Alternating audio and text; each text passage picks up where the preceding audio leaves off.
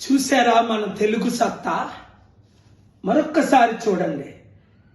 ఈ మంగళవారం మార్చి 12వ తారీఖు ఆంధ్రప్రదేశ్ హైకోర్టులో ఎంత మంచి ఆర్డర్, చరిత్రలో ఎవరు ఎక్కడ సంపాదించిన ఆర్డర్.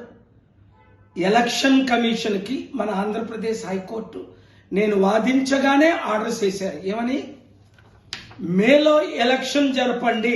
ఇదిగోండి ఫస్ట్ ప్రేయర్, మరోసారి మీరు చూడండి అందరూ అక్కడ.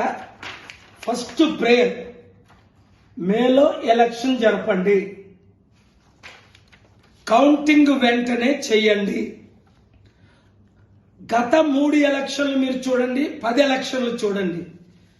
ఏప్రిల్లో ఎలక్షను, 35-40 రోజుల తర్వాత కౌంటింగ్. ఇది ఎవ్వరు సాధించలేరు అని సీనియర్ లాయర్లు, ఈవెన్ నాకు తెలిసిన జడ్జిలు కూడా చెప్పారు. అయినప్పటికీ సమస్తము సాధ్యము. నాకు 8th wonder of the world అని ఎందుకు ఇచ్చారు? ప్రపంచంలో ఎవరికి 747 లేవు. నేను సాధించానా లేదా? లక్షల మంది అనాథుల్ని నేను పోషించానా లేదా? అలాగే మీరు యూత్ వినండి, ఏదైనా మనం సాధించగలమని ఇదే రుజువు. ఏప్రిల్లో ఎలక్షన్ పెడతామని పట్టుపట్టాను. నేను మేలో ఎలక్షన్ పెట్టమని పట్టుపట్టాను. ఎవరు గెలిచాం? మనం గెలిచాం. ఎవరి మీద?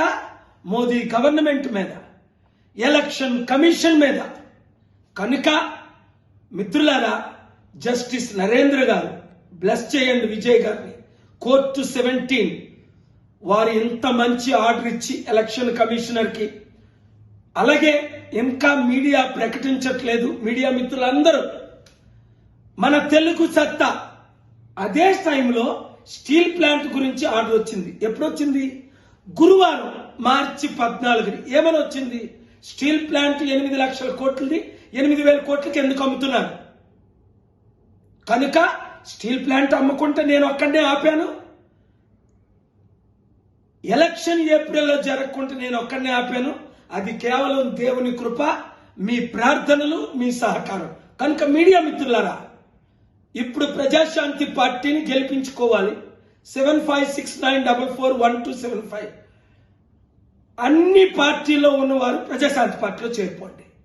ఎమ్మెల్యే ఎంపీలుగా కంటెస్ట్ చేయండి. అద్భుతమైన మెజారిటీతో గెలిపించండి. అప్పులు తీర్చి మిమ్మల్ని అభివృద్ధి చేసే బాధ్యత నాది. ఈ వీడియో అందరికీ చేరినంత వరకు ఇంక ఏ పార్టీకి ఓటేయొద్దు. మన పార్టీ బహుజనుల పార్టీ, బీసీ ఎస్సీ ఎస్టీల పార్టీ, కులాల పార్టీలకు గుడ్ బై చెప్పండి, కుటుంబ పార్టీలకు గుడ్ బై చెప్పండి. ఎలక్షన్కి 57 రోజులు ఉంది కనుక విశాఖపట్నం ఎంపీగా నన్ను గెలిపించండి. ఆంధ్రప్రదేశ్లో ప్రజాశాంతి పార్టీని గెలిపించండి.